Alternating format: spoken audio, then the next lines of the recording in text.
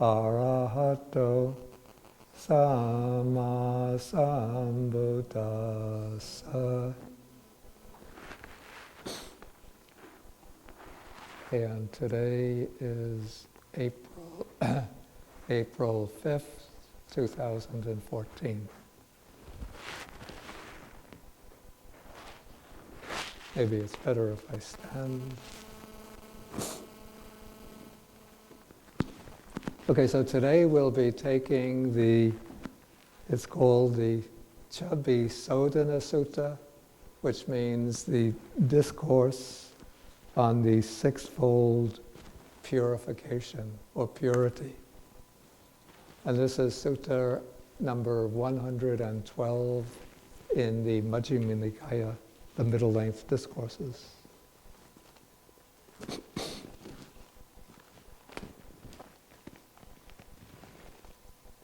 And the theme of this discourse is how an arahat declares arahatship, and how the monks are to question a monk who declares arahatship in order to see whether they can confirm his attainment.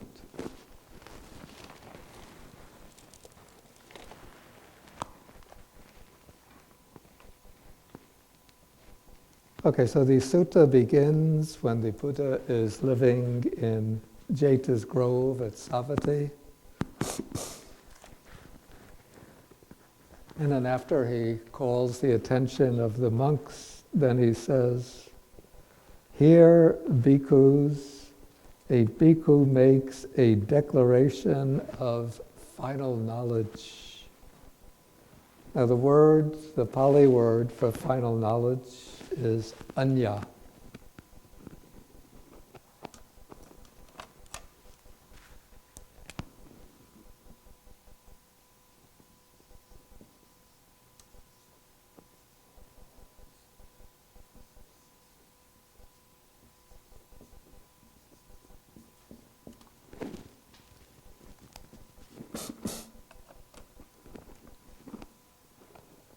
And this comes from the root nya, from which we get the verb janati, and it has a prefix a, which seems to strengthen the meaning of this root. And so you always in the text, or almost always, the word anya is taken to be an equivalent of arhatship. We could say it's the final knowledge that's attained by the arahat. And as you know, the arahat is the one who has reached the culmination of the practice and has attained what's called the final fruit, or the highest fruit of the path. So he's one who has broken all of the bonds, cut off all of the fetters, and attained liberation from the cycle of birth and death. And so the way the declaration of arhatship comes down in the text, probably in actuality, different arhats would declare their attainment in different ways, but in order to make it simple to preserve these texts by oral transmission, the compilers use one particular formula as a declaration of final knowledge. And that is what is stated here, that when he declares final knowledge, he says, "I understand that birth is destroyed, or birth is finished." And of course, for everybody, birth is finished. From the second hour of one's life up to the time of one's death, one could say birth is finished.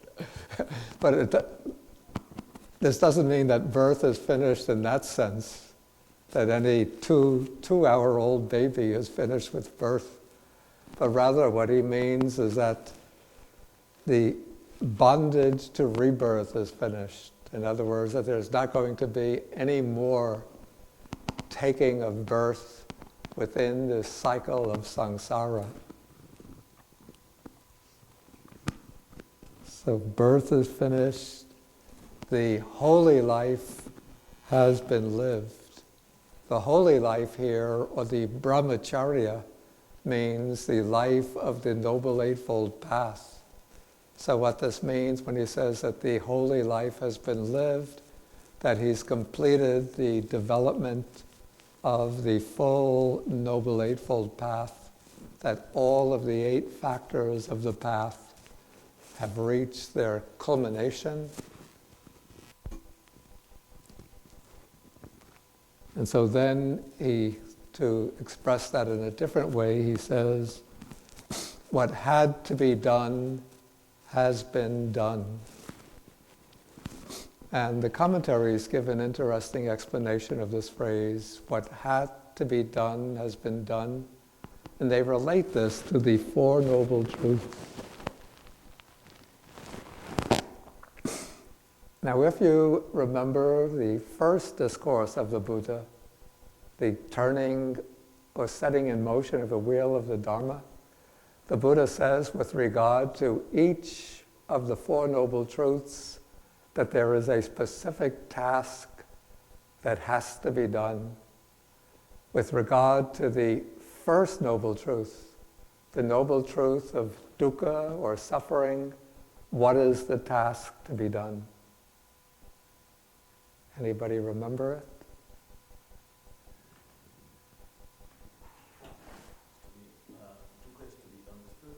Right. The Noble Truth of dukkha is to be parinyeya, to be fully understood. And so as we're practicing the path, what we have to do is to fully understand the Noble Truth of dukkha, or suffering. And what this actually means is that one has to understand the five aggregates, which are a kind of epitome of, or the essence of dukkha, the essence of the First Noble Truth. So one has to understand the 5 aggregates by understanding what is the specific nature of each of these 5 aggregates. What is the specific nature of matter or physical form? What is the nature of feeling? What is the nature of perception? What is the nature of the volitional activities? What is the specific nature of consciousness? And then when one defines the specific nature, then one has to be able to observe it in one's experience. So this is actually what the practice of vipassana, insight meditation, is about. One has to be able to distinguish the nature of, sometimes it's expressed as the nature of the 5 aggregates, the nature of nama-rupa, name and form, by being able to identify the specific characteristic of each of these aspects of experience. And so when one is doing the practice of insight, one is looking into the nature of one's experience by seeing how experience is a constellation, or you could say it's a process involving 5 constituents or 5 aspects. The physical or material aspect, contributed by the body, by the sense faculties, and then the psychological aspect, contributed by the feeling tone, the perceptual activity, the volitional activity, and the underlying awareness of all this, which is consciousness. And then one moves from the specific characteristics to the general characteristics, to those characteristics that characterize all the elements or constituents of experience. And what are those general characteristics? Buddha always expresses them in terms of the three marks of existence.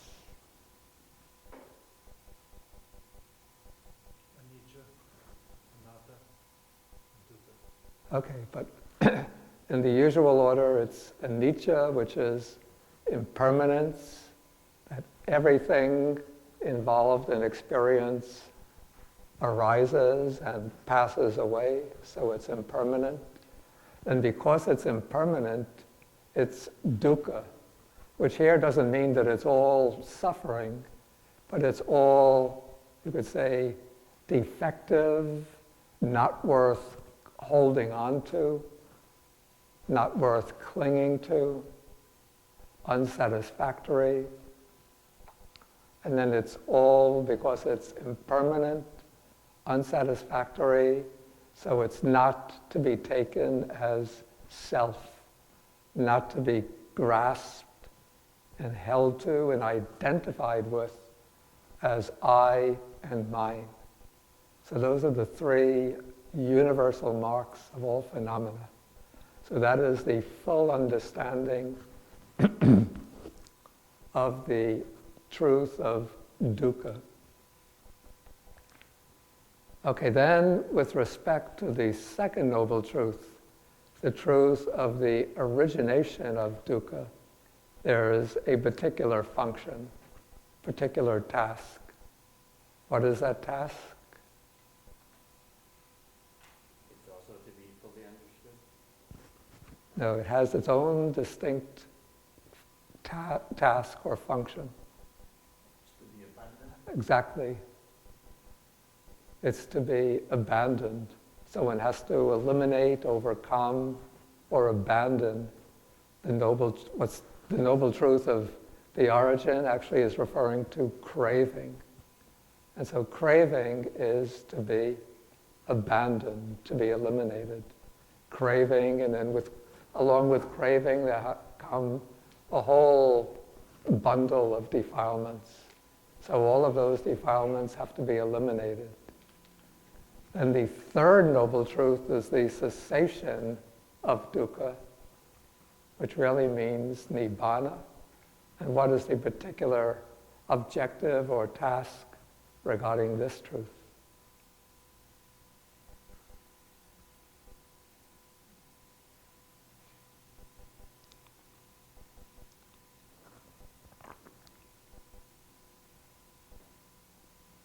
Don't look out the window.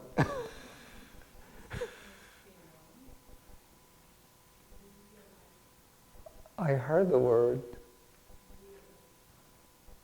Who said it? Suki. Say it more loudly. Right, it's to be realized. Not just in the sense of being known, but to be experienced. Okay, so nibbana is to be realized, to be experienced.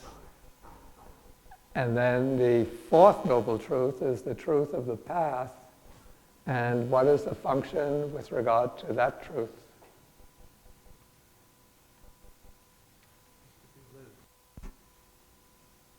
Yeah, but there's a more specific word that we use, more precise word.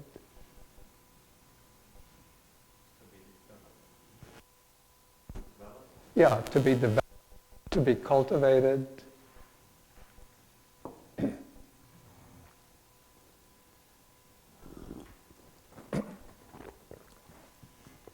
And so we have 4 tasks, one regarding each of the noble truths.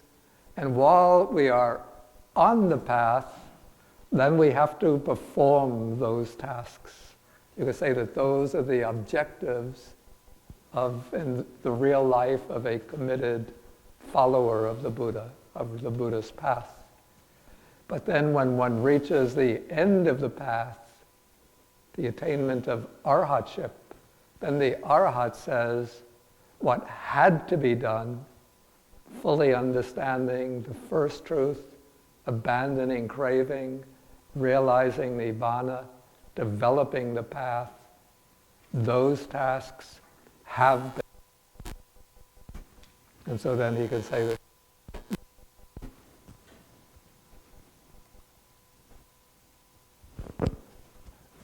There's nothing more to be done.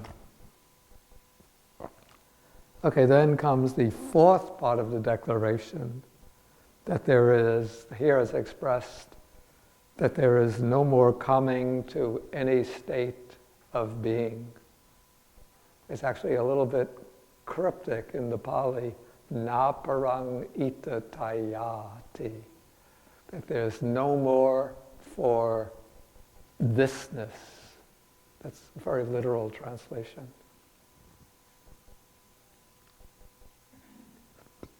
Okay, so the Buddha is saying that here a monk comes and he makes this declaration of final knowledge.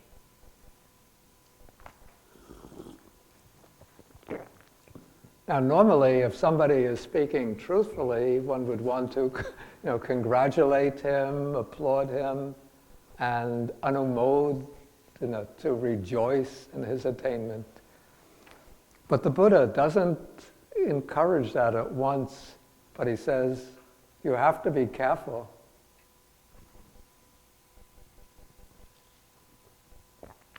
He says, this monk's words should neither be approved nor disapproved. Without approving or disapproving, a question should be put to him thus. Okay, then we're going to come to ways of questioning the monk. And why does one question the monk?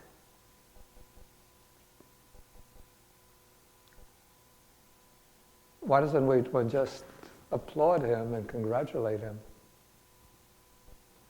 Is it to confirm that he is truly attained what he says?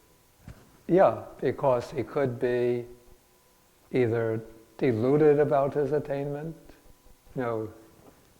he could have had maybe like just a very powerful experience in meditation, and then he thinks, that's it. That's the full realization. I'm an arhat. Or he could be, in the worst case scenario, sort of boasting.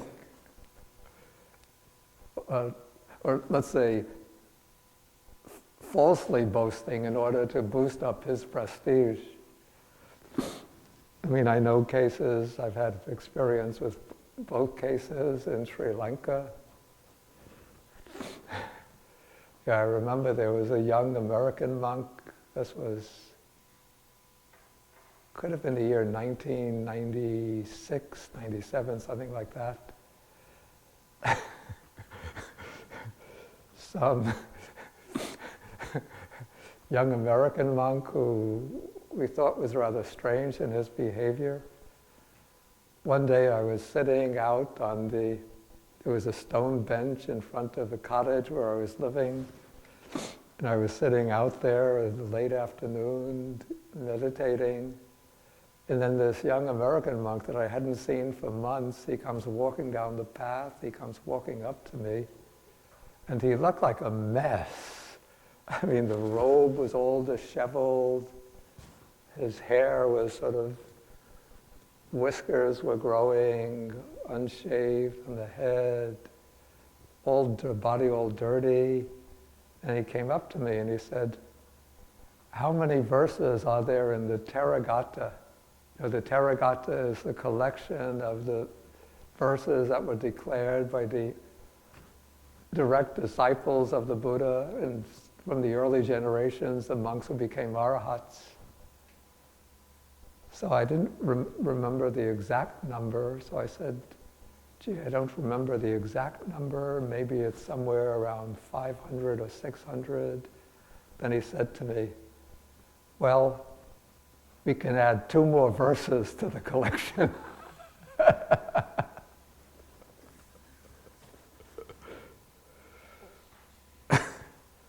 And he said, can I stay here tonight?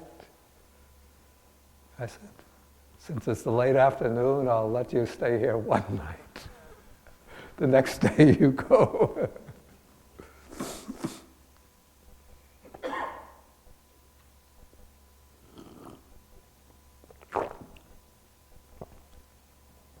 And then there was another monk who,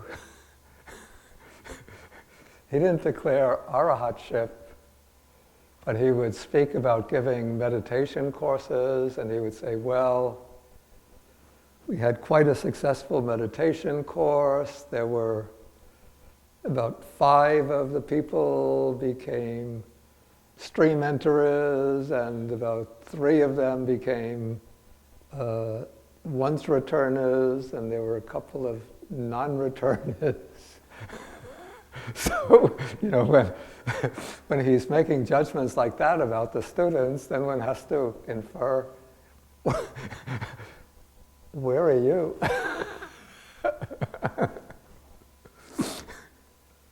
And he turned out to be like a real troublemaker also.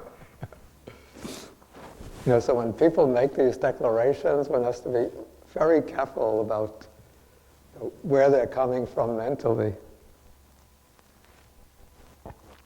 Okay, so here the Buddha is saying that when a monk makes this declaration, you should neither approve, by congratulating and saying, yes, wonderful, you've done it, nor should you immediately disapprove and say, no, you couldn't have done it. No, it's something for, people were able to attain that in the early days of the Buddha's teaching, but now, this is the last time the teaching is becoming degenerate. You couldn't have achieved this. But rather, you should put a question to the monk thus. And here, I have to say that the Pali version of the sutta begins in a rather strange way, because we find here the Buddha says that this is the way you should question the monk. He says you should ask him or say to him, there are these 4 kinds of expression rightly proclaimed by the Blessed One, the Buddha, the one who knows and sees. What are the 4? Then one speaks of the seen as it was seen. One speaks of the heard as it was heard. One speaks of the sensed as it was sensed. One speaks of the cognized as it was cognized. The reason I say that this is a rather strange way to begin is that one doesn't find these, what's called these 4 modes of expression, or 4 kinds of expression, very often in the suttas. They're mentioned occasionally, but it's not such a common theme. And so it seems a bit odd that the first way of questioning the monk would be in terms of these 4 modes of expression. And I checked, there is a counterpart to the sutta in the Chinese counterpart of the Majjhima Nikaya, the Madhyamaka Agama, Madhya Agama. This would be Madhyaka Agama number 187. And in that sutta, it's very similar to the Pali version, except that the questioning begins in terms of the 5 aggregates, which is a much more common formula in the suttas. Okay, but since we're explaining the Pali version, we'll take it in terms of these 4 modes of expression. And so the 4 modes of expression revolve around 4 ways of, say, analyzing or classifying the objects of experience. So we have, the first 2 are quite obvious. The first 2 are what is seen and what is heard. So those are the objects of visual consciousness and of hearing consciousness or ear consciousness.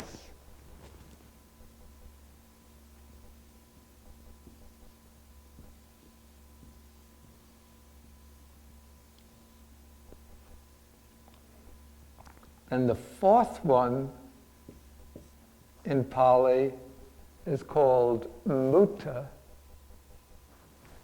But let's just skip over this and take the fourth one is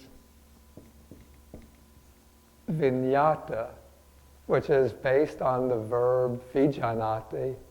So this would be what is cognized, what is known by the mind, independent of the senses. In other words, it's the objects of conceptualization, introspection, mental reflection, imagination, judgment.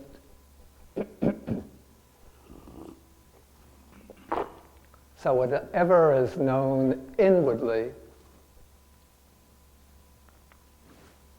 that is the cognized.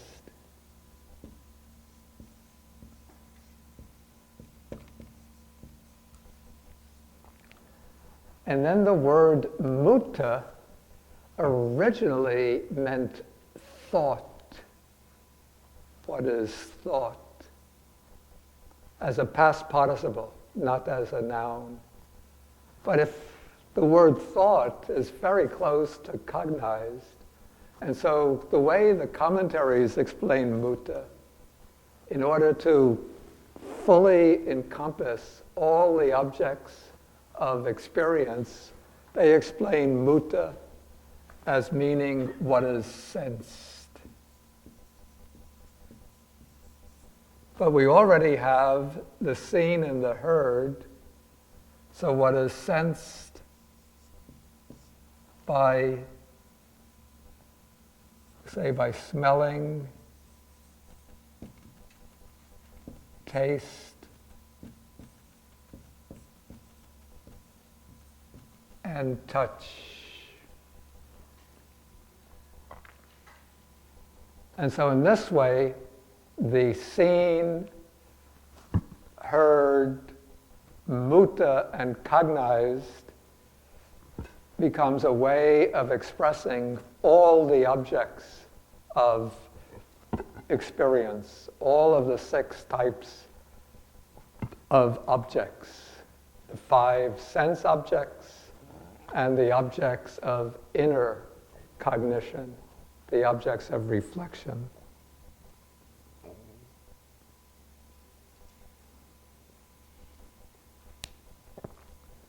And so one who declares final knowledge should be able to correctly declare these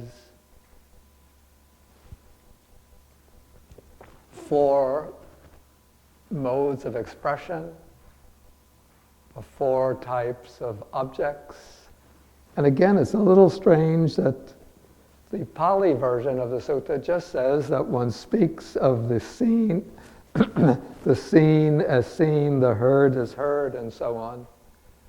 But in the Chinese version, it says that regarding each of these, one is not attached to it, not repelled by it, not dependent upon it, not bound by it, not fettered or attached to it.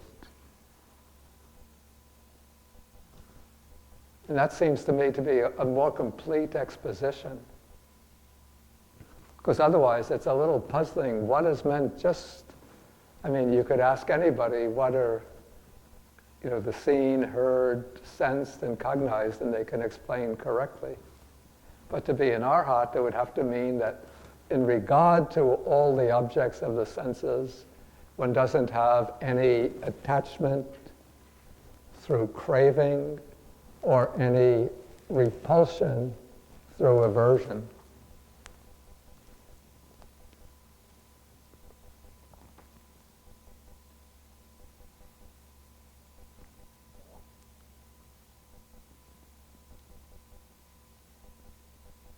Oh, I'm sorry. Oh.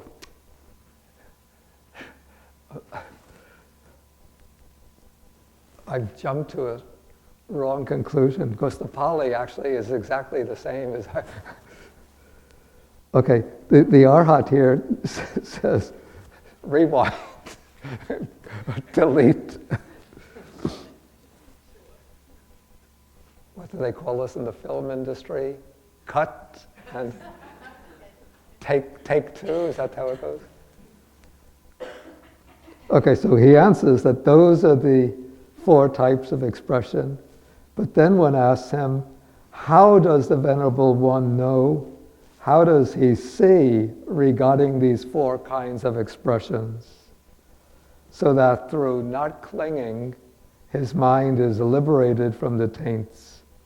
Okay, so then the Buddha goes on and says that when the monk is an arhat, that is one whose taints are destroyed, who has lived the holy life, this is the natural way for him to answer.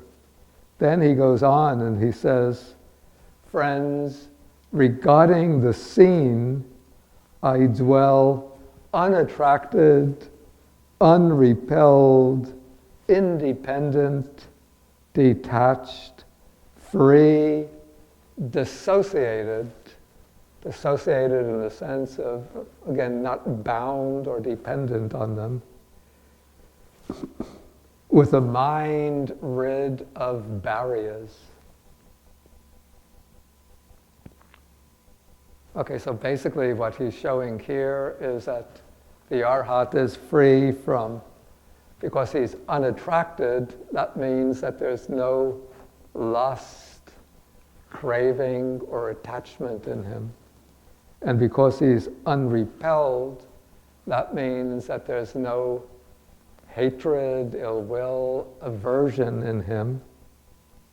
And because he's independent, detached, free, dissociated, and so on, that would imply, I guess, the absence of all of the defilements.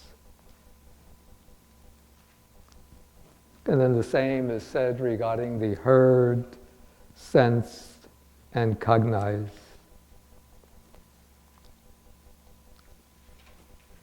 And so he'll say, it's by knowing thus and seeing thus that regarding these 4 kinds of expressions, or actually I would say now these 4 objects of expression, that my mind is liberated from the taints through not clinging.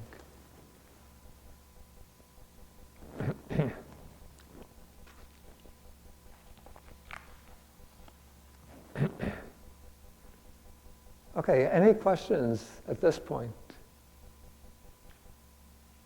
Anything covered so far?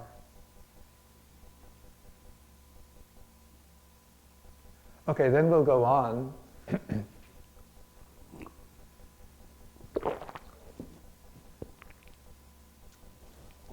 Okay, so now the Buddha is explaining how the monks would respond that when the monk who declares final knowledge answers in this way, then one can say good.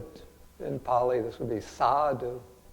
So one says sadhu, but again, one doesn't stop with the questioning, but one might want to question him further.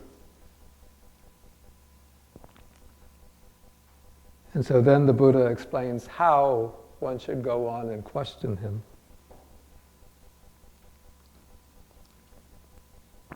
So one says that there are these 5 aggregates which are subject to clinging, rightly proclaimed by the Blessed One, by the Buddha. So what are the 5 aggregates? So then the one who's questioning will spell them out. He says, we've already gone through them. They are the form aggregate, or material substance, the substance of the body, the sense faculties. Then there's the feeling aggregate, perception aggregate. And here we have it as formations, but now I prefer volitional activities, volitional formations, and consciousness.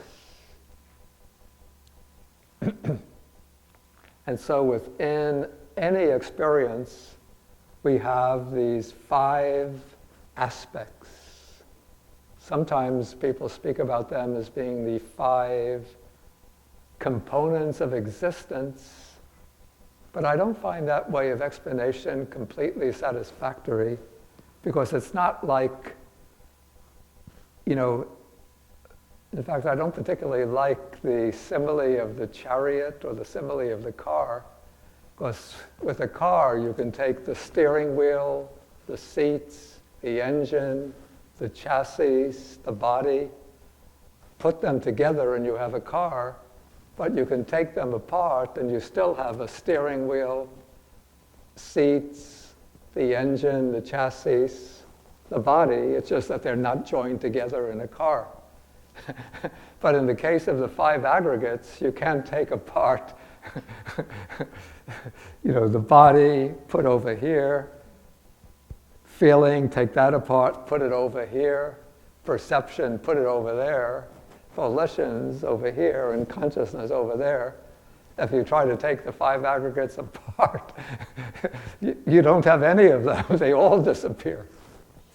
So instead of seeing them as 5 parts or components of a person or a living being, rather see them as 5 aspects of experience, which are always essentially functioning together.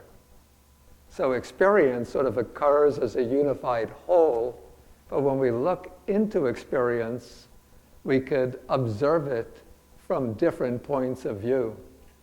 So of course we need a physical, at least in the human world, we need a physical basis for experience. That is the living body. And we need, of course, for experience through any of the senses, we need the appropriate sense faculty. Eye, ear, body, eye, ear, nose, tongue, and the sensitive body. But then we can look at the experience from the perspective, is it pleasant? Is it painful? Is it neither pleasant nor painful? So now we are looking at it from the perspective of the feeling.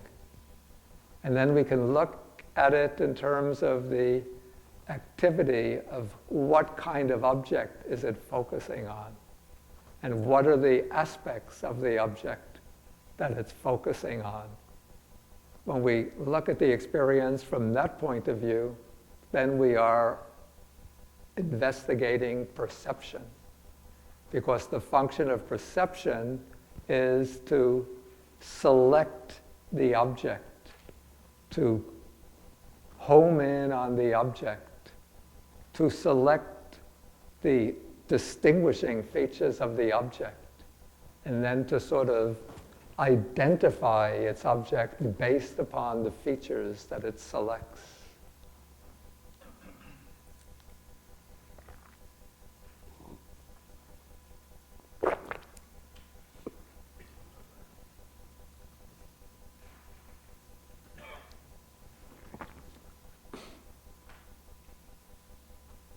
Okay, and then let me just finish the 5, then you could ask the question. Okay, now always going along with experience, there is some type of volitional activity, even at the most basic level.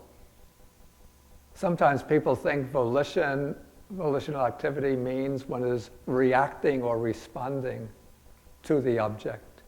But even when we're just simply trying to be aware of something in front of us. For example, if I see somebody in the distance coming and I'm trying to see who is that person coming, then there's some volition involved in trying to distinguish who is that person.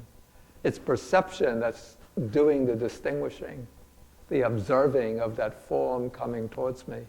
But there's some effort to see and to distinguish. That would be the work of volition in a simple perceptual experience. But the most important aspect of volition is the way we respond or react to the basic sensory input. And that those responses will often be in terms of when we like something, trying to acquire it for ourselves, trying to take possession. So that would be volition working under the dominance of craving or clinging.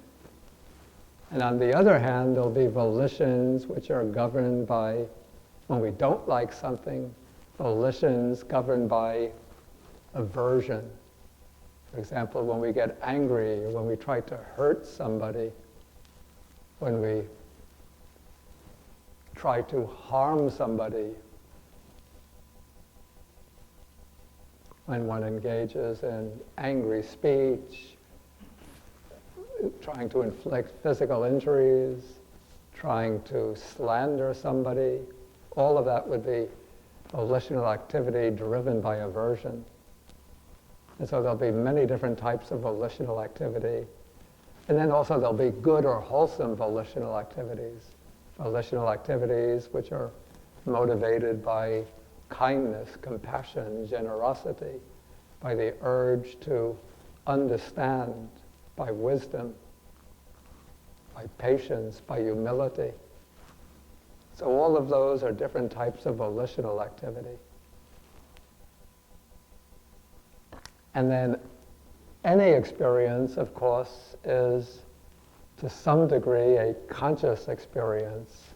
So there'll be awareness which has arisen based on one or another of the sense faculties.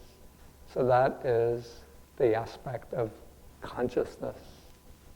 And so in that way, these 5 aggregates always flow together and function together as a kind of integrated whole. You had? I was just trying to understand the distinction between sensation and perception. Yeah. I actually don't particularly like the word sensation for Vedana. Vedana is what I translate as feeling, but even the word feeling has its inadequacy, because feeling in English will suggest emotion. But Vedana, the reason I don't like the word sensation is because the word sensation, at least to me, always suggests something that one is experiencing in the body. It can be maybe a sensation of cold, or a sensation of heat, or a sensation of tingling sensation, or a sensation of stiffness. Whereas Vedana signifies, I call it the felt tone of experience, as being either pleasant, painful, or neither, neutral feeling. And so experience that occurs through the eye, if I see something, I can feel pleasure, I can feel pain because of what I see. But that would be different from if I have eye strain, then I would say that is a sensation in the eye, that sensation of a strain in the eye. But just if I see, say an abstract expressionist painting and I don't like that style of art, then I might get an unpleasant feeling from seeing it. But it's not a sensation, the way I understand the word sensation. Okay, and perception, in contrast, is what sort of identifies objects based on their distinctive characteristics and features. So when you meet a person for the first time, the mind will naturally select like certain features, even spontaneously. So one sees this person, then the mind will sort of select certain features of the person's face, of posture, and so on. So then if you meet that person on a later occasion, immediately the mind will fix on those features, and then one can identify that person again.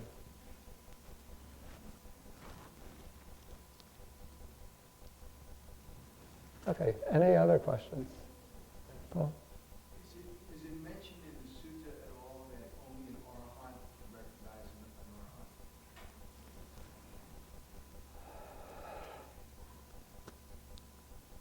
arhat? I don't think that is said. I don't know whether that is true or not.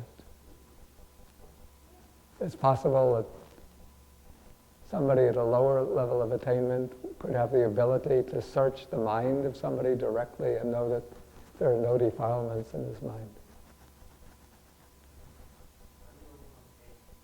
Excuse me?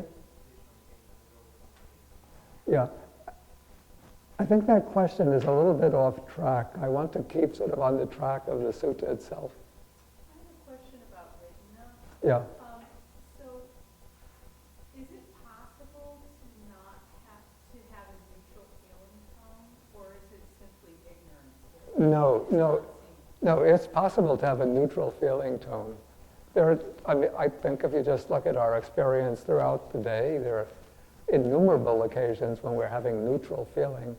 If one is just like walking down the road, pondering something, you're not feeling a special pleasure, not special pain. But isn't that like ignoring what's going on? You're in your thoughts, you're pondering, as opposed to not really having a pleasant or unpleasant response to what's around you? Not necessarily. I mean, one could even be walking down the street being mindful, in which case, one is aware of what is happening. But if it's just the ordinary act of walking, and you're not stubbing your toe, or you're not seeing something which is especially pleasant or beautiful, then it's just, most of the time, it's just neutral feeling going on.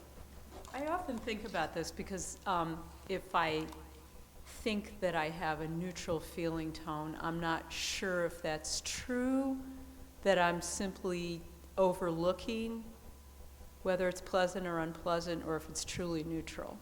I think not necessarily. Though often if one sort of tunes in more precisely to the experience, one will see that the tone of experience that one might take to be neutral is actually subtly either painful or pleasant. Right. But there are many, many occasions when there's actually neutral feeling. Okay, thank you very much.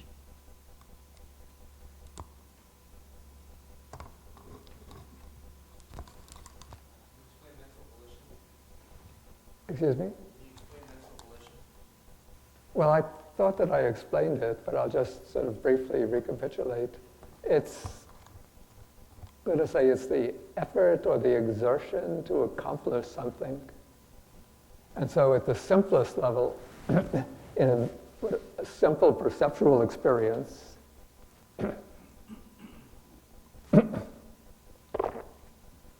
will be the exertion involved in simply trying to know the object. But then when we know the object, when we respond to it, it can be the effort to, if there's attachment, to acquire the object, to possess it, the volition to harm a person, for example, that's a kind of volition.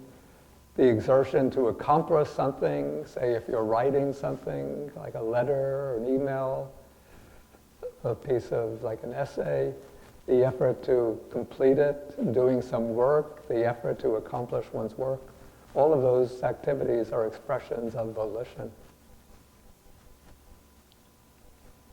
Okay, let us move.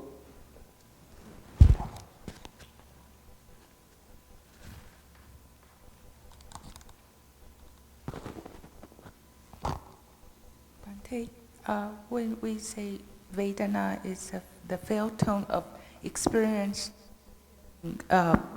it's karmically resultant, so that whether one feels as experience as pleasant or painful is predetermined.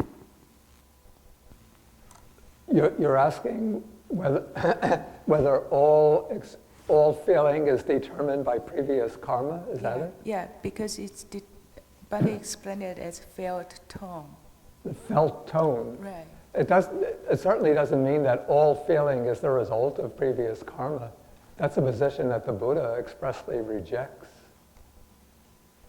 I mean, some of the feelings will be the result of past karma maturing, but probably most of the feelings that we undergo in the course of the day are not the result of karma, but they are the feelings which are generated by present activity. Okay, but I want to move on now.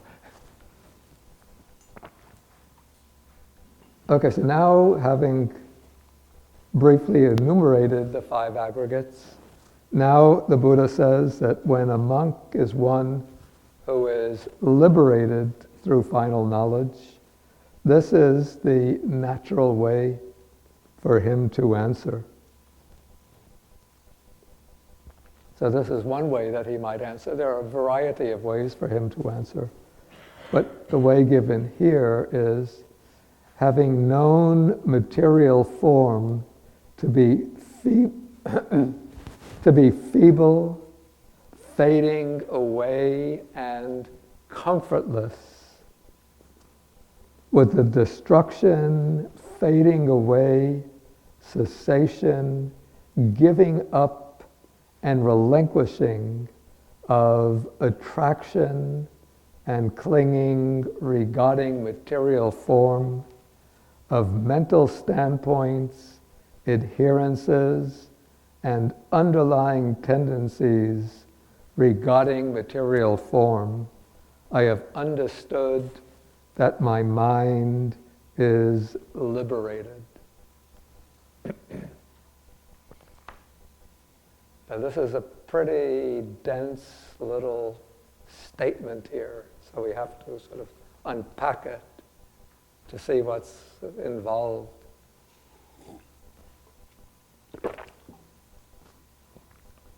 Here, the first descriptive word that's given is, here it's translated feeble.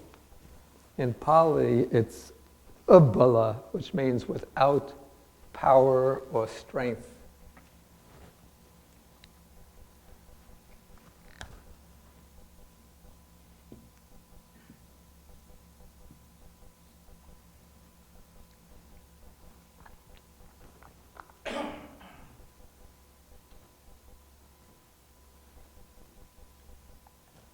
If you look at this is a little interesting side point. If you look at the Chinese translation, where this word should come, the Chinese translation has wu guo. Wu guo means without fruit. And I was wondering, how is that? How did they ever get that rendering for without strength? Then I realized what happened probably in the transmission of the text, is that ubala somehow got misrepresented as upala. And the word pala means fruit. But I think ubala, without feeble or without power, is better, more accurate. Because what is meant is that probably what's meant is that because it's impermanent, so it has no power or strength to remain, permanently, no substance. But what we call material form, when one looks at it with the eye of very precise insight observation, one sees that it's constantly breaking, dissolving and perishing. And so it doesn't have this intrinsic power or strength to persist in being.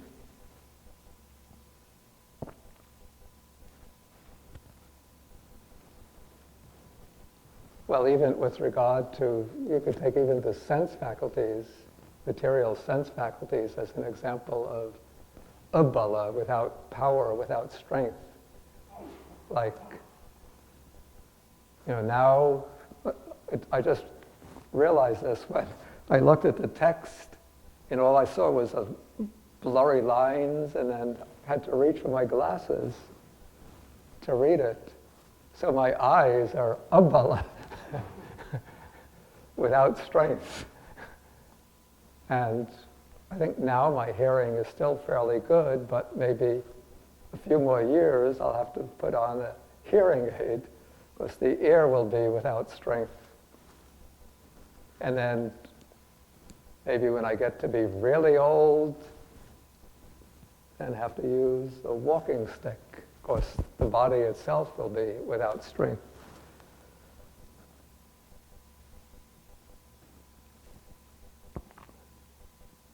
Okay, so it's feeble, fading away. The word is viraga, which sometimes means dispassion, but that doesn't actually apply to the 5